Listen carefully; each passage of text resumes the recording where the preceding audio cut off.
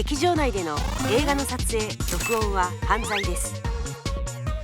法律により10年以下の懲役もしくは1000万円以下の罰金またはその両方が課せられます。